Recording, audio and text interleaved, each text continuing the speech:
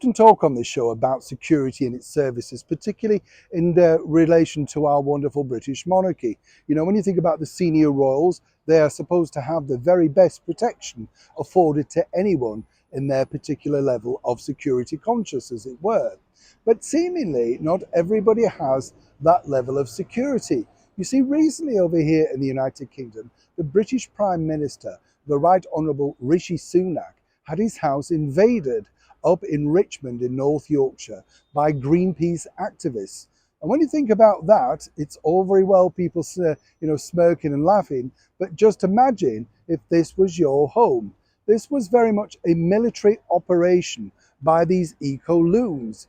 And the bottom line is they felt it was right to climb on his roof, drop down drapes, invade his privacy, walk over his land, and even as the police arrived, decided, of course, to smirk to camera, finding this whole episode highly amusing. You see, the problem that you have, with people like this is they then give other people ideas. And I can tell you exclusively here on this show that the British monarchy have once again been alerted to increased security.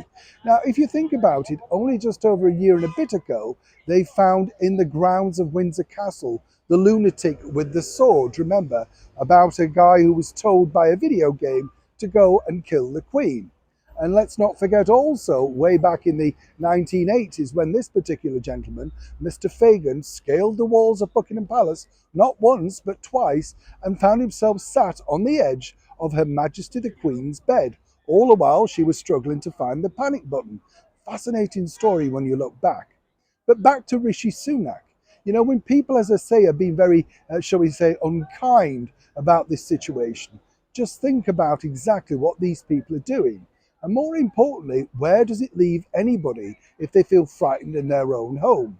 Now, Mr. Sunak and his wife and children are actually out of the country right now. It was their very first day of their holiday. Can't have been a pleasant thing to find out about on the world news.